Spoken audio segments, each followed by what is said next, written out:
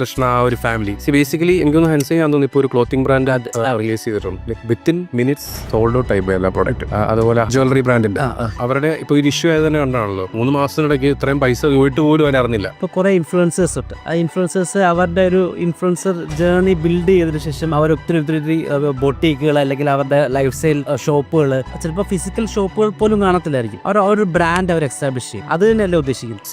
നിങ്ങൾക്ക് first ഓഡിയൻസിനെ build ചെയ്തിട്ട് നിങ്ങൾക്ക് പ്രൊഡക്റ്റ് കൊണ്ടുവരാം. സോഷ്യൽ മീഡിയയിൽ നിങ്ങൾ ഗ്രോത്തിന് വേണ്ടിയിട്ട് പരിശ്രമിക്കുകയാണെങ്കിലും അല്ലെങ്കിൽ ഒരു പേജ് ബിൽഡ് ചെയ്യാൻ തുടങ്ങുകയാണെങ്കിലും നിങ്ങൾക്ക് ഒരു ഐഡന്റിറ്റി വേണം എന്ന് പറയുന്നതിന്റെ ഗുണം അതാണ്. ഇപ്പം ഹൻസികനെ പറ്റി നോക്കുകയാണെന്നുണ്ടെങ്കിൽ പുള്ളിക്കാരത്തി ക്ലോത്തിങ്ങിൽ ഭയങ്കരമായിട്ട് ശ്രദ്ധിക്കുന്ന ഒരാളാണ് അല്ലെ. ഇപ്പം വീഡിയോസിലാണെങ്കിലും ഫോട്ടോസിലാണെങ്കിലും അതൊക്കെ ഭയങ്കരമായിട്ട് ശ്രദ്ധിക്കുന്ന ഒരാളാണ്. ഒരു പെർസ്പെക്റ്റീവ് അങ്ങനെ വന്നിട്ടുണ്ട്. അപ്പം ആള് കൊണ്ടുവരുന്ന ക്ലോത്തിങ് എന്ന് പറയുന്നത് അത്രയും നല്ലതായിരിക്കും എന്നൊരു ട്രസ്റ്റ് അവിടെ ഇൻഡയറക്ട്ലി ക്രിയേറ്റ് ചെയ്യാണ്. സെയിം ബാക്കിയുള്ളവരുടെ കേസ് ആണെങ്കിലും ജ്വല്ലറി ബിസിനസ് ആയിട്ട് വരുന്ന സമയത്താണെങ്കിലും അവരിതൊക്കെ യൂസ് ചെയ്യുന്നുണ്ട്. അപ്പോൾ അവർ കൊണ്ടുവരുന്നത് എന്തോ നൈസ് ആയിരിക്കും എന്നൊരു തോട്ടാണ്. പുറത്തുനിന്നുള്ള പ്രോഡക്റ്റ് ഇപ്പം നമുക്ക് പുറത്തൊരു ഫാൻസി ഷോപ്പിൽ കിട്ടുന്നതും ഇവിടെ കിട്ടുന്നതും തമ്മിൽ എന്തെങ്കിലും വ്യത്യാസം ഉണ്ടോ എന്ന് ചോദിച്ചു കഴിഞ്ഞാൽ ലിറ്ററലി കാണത്തില്ല. പിന്നെ അവരുടെ ഒരു പിക്ക് കാണും, അല്ലെങ്കിൽ അവരുടെ ഒരു സെലക്ഷൻ കാണും എന്നൊരു വിശ്വാസം. ആ ട്രസ്റ്റാണ് ആൾക്കാർ സെല്ല് ചെയ്യേണ്ടത്.